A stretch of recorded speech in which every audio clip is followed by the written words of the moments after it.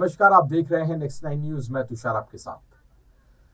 भारत के प्रधानमंत्री नरेंद्र मोदी जब विदेश यात्रा से वापस लौटे तो उन्हें लेने भारतीय जनता पार्टी के राष्ट्रीय अध्यक्ष जेपी नड्डा पहुंचे। और जब वो वहां पर पहुंचे तो उनसे प्रधानमंत्री ने मिलते ही ये पूछा कि देश में क्या चल रहा है। और इसको लेकर अब कांग्रेस उन पर हमलावर है। आपको बता दें कि कांग्रेस ने ये बड़े आरोप लगाए हैं और एक चुटकी लेते हुए व्यंग कसा है और कहा है कि देश में फॉग चल रहा है। जी हाँ, इसको देखते हुए आपको बता दें कि जिस तरीके से प्रधानमंत्री नरेंद्र मोदी की इस बात पर जो कांग्रेस ने निशाना साधा है, उसके पीछे जो उन्होंने कारण बताए हैं और उसके पीछे की जो मुद्दे उन्होंने उठाए हैं वो बहुत ही अहम है। आपको बता दें कि ये व्यंग करने वाले हैं कांग्रेस।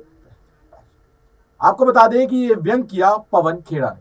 जी हाँ, उन्होंने कहा कि भारत में फॉग चल रहा है और इस फॉग को क्रिएट जो कर रही है वो आप ही की आईटी सेल है। क्या कहा उन्होंने, चलिए आपको बताते हैं।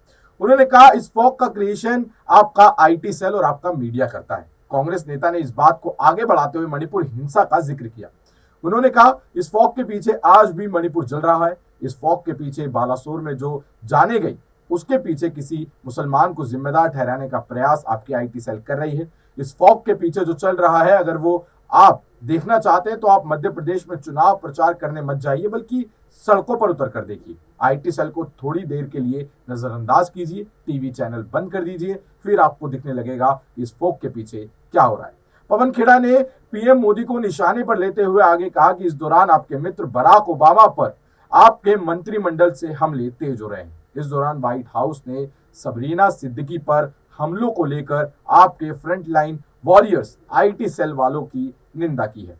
फॉग को हटाइए और खुद जान जाइए कि इंडिया में क्या हो रहा है। जी हाँ, बेहद ही गंभीर मुद्दे उठाए एक व्यंग्यात्मक तरीके से, लेकिन मुद्दों की अगर हम बात करें तो ये देश में बहुत ही जरूरी है जो भी चल रहे हैं। साथ ही पवन खेड़ा ने यह भी कहा कि ये सवाल उनसे किया गया जिसको पिक एंड ड्रॉप की सर्विस जो है वो भारतीय जनता पार्टी ने दी हुई है, यानी कि जेपी नड्डा को भी यहां पर उन्होंने आड़ो हाथ लिया। उन्होंने कहा कि आपका ये सवाल एक ऐसे व्यक्ति से था जिसको आपने सिर्फ पिक एंड ड्रॉप सर्विस के लिए रखा हुआ है, और जब कभी भारतीय जनता पार्टी किसी राज्य में हार जाती है तो वो बस ये जिम्मेदारी ले लेते हैं कि इस हार के पीछे मैं जिम्मेदार हूं, बाकी उनके कंधों पर कोई बड़ी जिम्मेदारी नहीं। अगर आपको ये देखना है कि देश में क्या चल रहा है तो आपको सड़कों पर जो है वो उतरना होगा।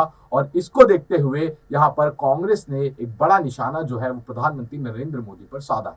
अब आप इन मुद्दों पर, इन निशानों पर क्या सोचते हैं, आपकी क्या राय है, हमें कमेंट सेक्शन में बताएं और देखते रहें नेक्स्ट 9 न्यूज। धन्यवाद।